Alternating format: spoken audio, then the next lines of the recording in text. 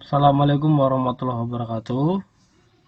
Kembali lagi dalam kajian Pancasila. Kali ini kita membahas Pancasila sebagai sistem etika.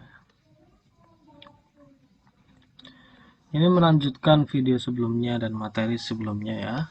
Bagi teman-teman yang mendalami atau belajar di mata kuliah Pancasila, ini merupakan bagian mendalami Pancasila dari segi praktiknya ya.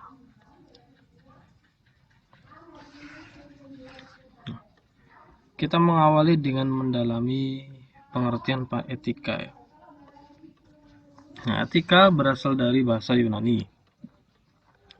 Asal kata ethos ya, yang berarti perilaku, kelakuan ya.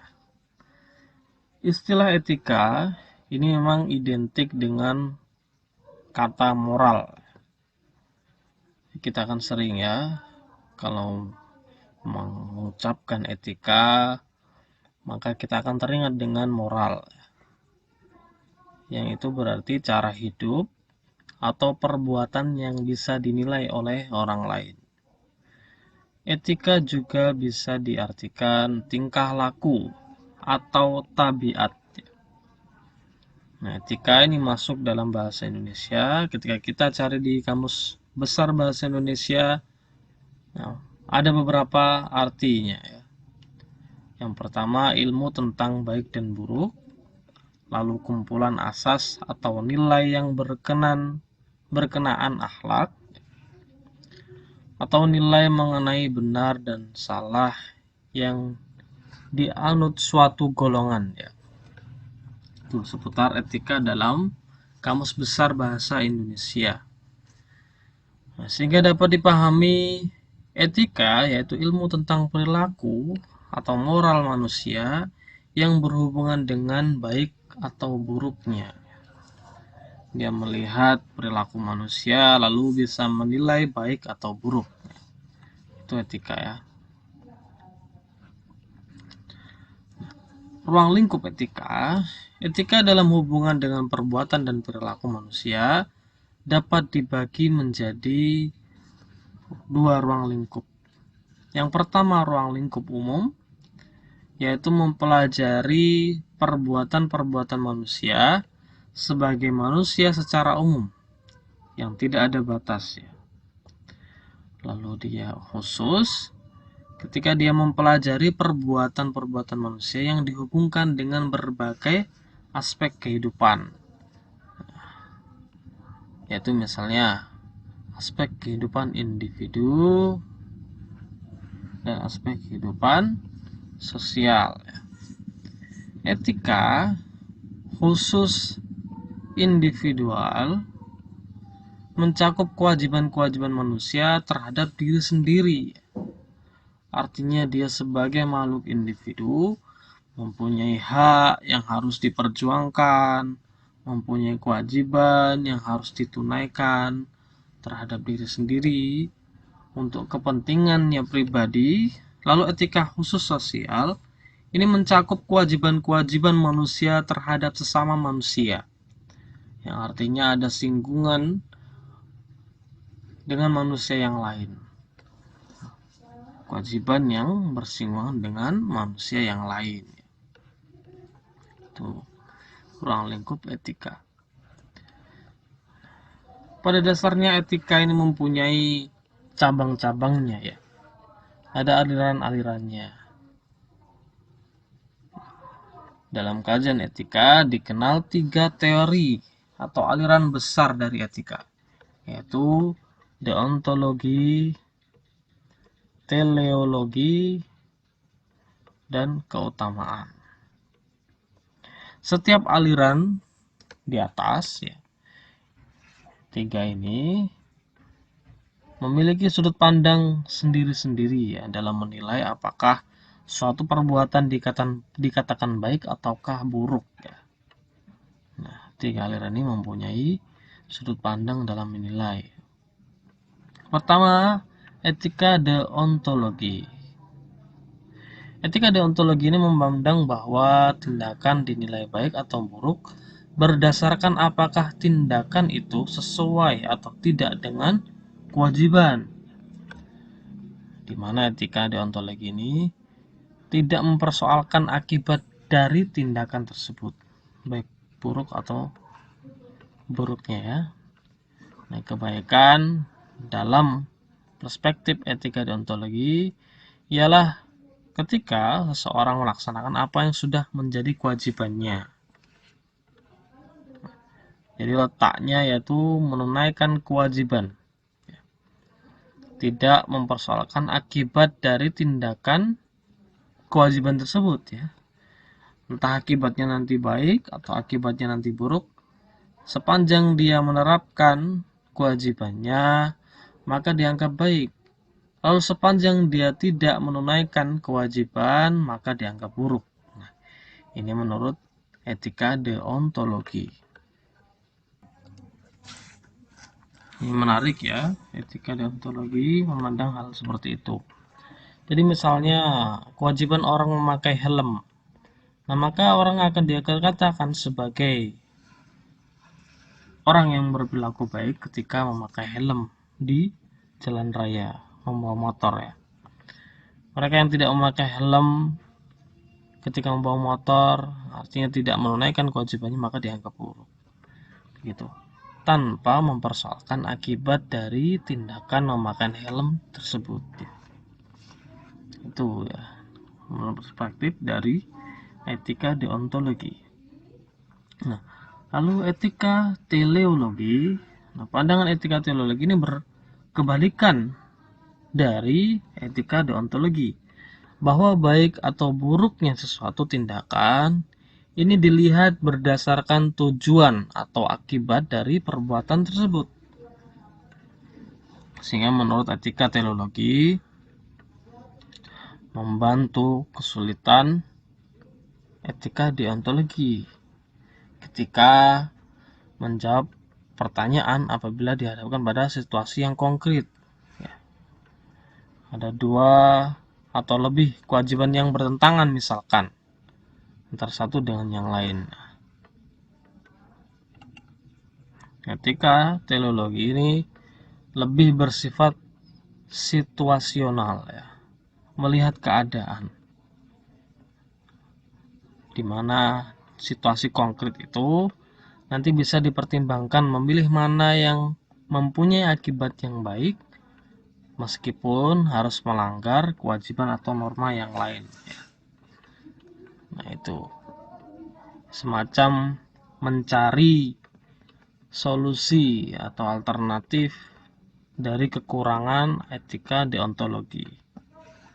Ya, contohnya saja misalkan yang namanya di jalan raya ya, ketika ada lampu merah maka harus berhenti kan ya, kewajibannya begitu ya. Dalam perspektif etika deontologi kan kewajiban berhenti ketika lampu merah ya, maka harus berhenti, itu baik berarti. Kalau dia terus saja ketika lampu merah lanjut saja melewati garis itu, maka dianggapnya sebagai tindakan yang buruk ya. Nah, sementara ketika misalkan terjadi bencana tsunami atau gempa bumi ya,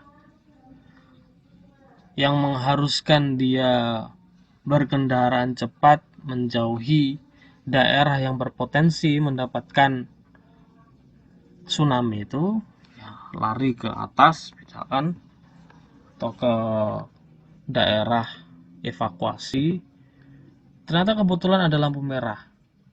Nah, situasi konkret itu mengharuskan orang yang berkendara ini segera mungkin, sehingga lampu merah harus terabas begitu ya, karena untuk menyelamatkan hidup dia atau orang yang sedang dibawanya. Nah, inilah yang akhirnya dijawab oleh etika melalui perspektif etika teleologi. Nah, akibat yang baik atau buruk atau tujuan dari perbuatan itu yang menjadi dasar untuk menilai sikapnya baik atau tidak ya. Atas dasar tujuan menyelamatkan nyawa dengan akibat keselamatan dari suatu bencana, maka tindakan melalaikan kewajiban berhenti di lampu merah ini dianggapnya baik. Itu ya, melihat kondisi atau situasional. Etika teologi ini dapat digolongkan menjadi dua. Pertama, egoisme etis, yaitu memandang bahwa tindakan yang baik itu adalah tindakan yang berakibat baik untuk pelakunya, untuk subjeknya. Lalu yang kedua, utilitarianisme, ini menilai bahwa baik buruknya suatu perbuatan tergantung bagaimana akibatnya terhadap banyak orang. Tindakan dikatakan baik ketika mendatangkan kemanfaatan yang besar dan memberikan kemanfaatan yang baik ya kepada sebanyak mungkin orang. Semakin banyak orang yang mendapatkan manfaat, maka tindakan itu semakin baik ya. Gitu. Lalu yang ketiga, perspektif teori etika yang pada umumnya ada, yaitu etika keutamaan. Nah, etika ini tidak mempersoalkan akibat suatu tindakan, tidak juga mendasarkan pada penilaian moral yang menunaikan kewajiban terhadap hukum moral universal, tetapi pada pengembangan karakter moral pada setiap orang. Jadi orang yang dikatakan baik ini adalah orang yang menjadi orang baik ya. Dia tidak hanya melakukan tindakan yang baik, tapi juga menjadi pribadi yang baik. Nah, karakter moral ini dibangun dengan cara meneladani perbuatan-perbuatan yang baik yang dilakukan oleh para tokoh besar. Jadi yang dimaksud paling utama yaitu menjadi orang baik. Ya. Tidak hanya bertindak baik ya menurut etika keutamaan.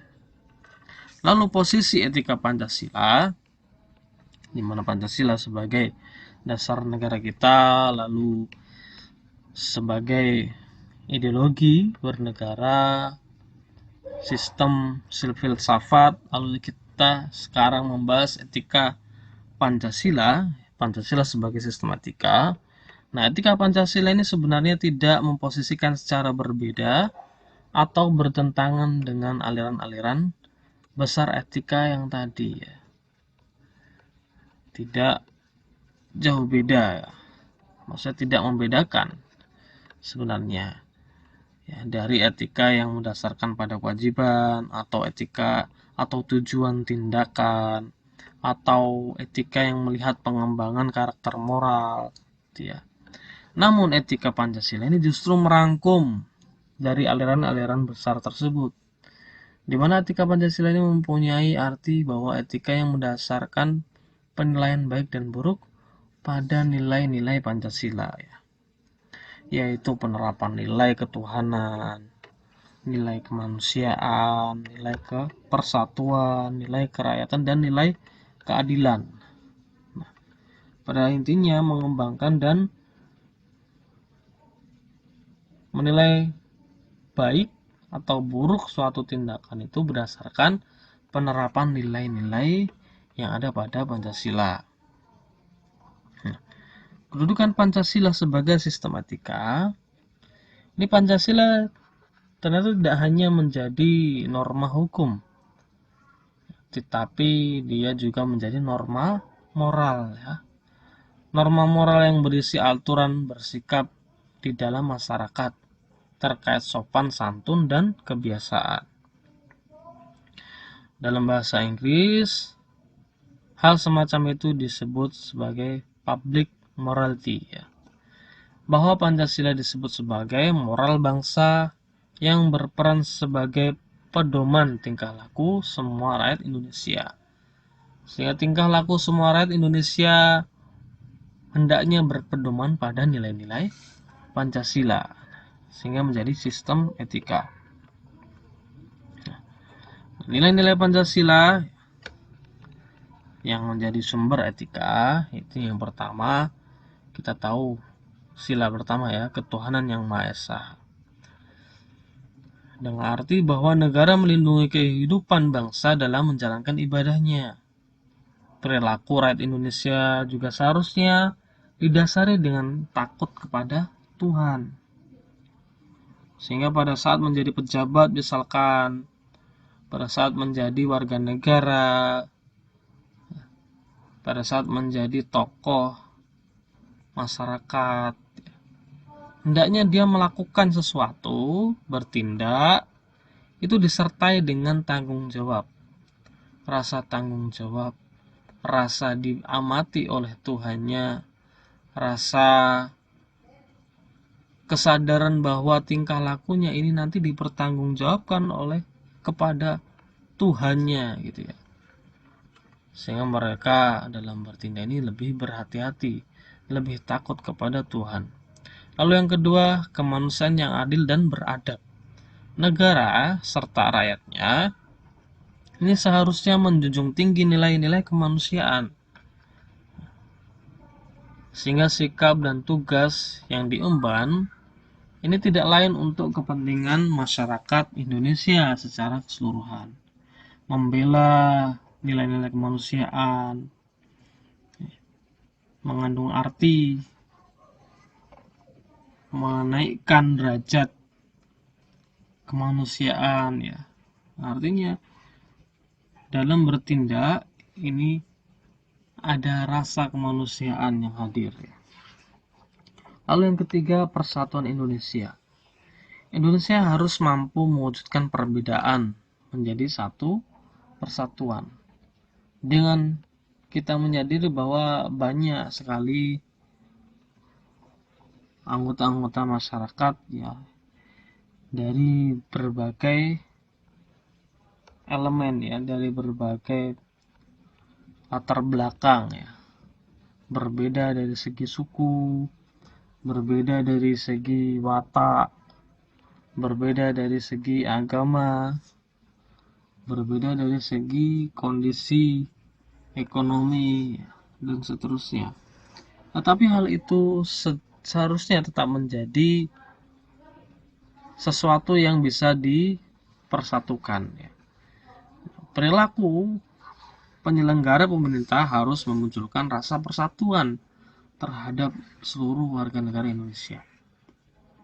Dan rakyatnya juga sebagai penduduk hendaknya menjunjung tinggi rasa persatuan. Lalu yang keempat, kerakyatan yang dipimpin oleh hikmat kebijaksanaan dalam permusyawaratan atau perwakilan. Ini mengandung arti pengembangan dari demokrasi ya. Kepentingan rakyat adalah hal yang utama dibanding pribadi atau golongan. Lalu membangun budaya iklim praktik demokrasi yang baik ya. Sehingga pemimpinnya melalui hikmah dan kebijaksanaan ya, dalam menjalankan pemerintahan. Lalu yang kelima, keadilan sosial bagi seluruh rakyat Indonesia. Seluruh rakyat memiliki hak dan kewajiban yang sama dalam menciptakan keadilan. Semua lapisan masyarakat senantiasa merasakan keadilan dan diperlakukan yang sama. Sehingga entah itu masyarakat di perkotaan, pedesaan, atau dimanapun itu, dia mempunyai andil untuk menciptakan keadilan dan juga mempunyai hak diperlakukan adil ya. Nah itu etika Pancasila mempraktikkan dan menilai baik atau buruknya berdasarkan nilai-nilai Pancasila. Ketika nilai Pancasila diterapkan ya, maka perilaku itu baik. Tapi ketika nilai Pancasila ditiadakan atau bahkan bertentangan dalam tindakannya, maka itu buruk ya menurut etika Pancasila.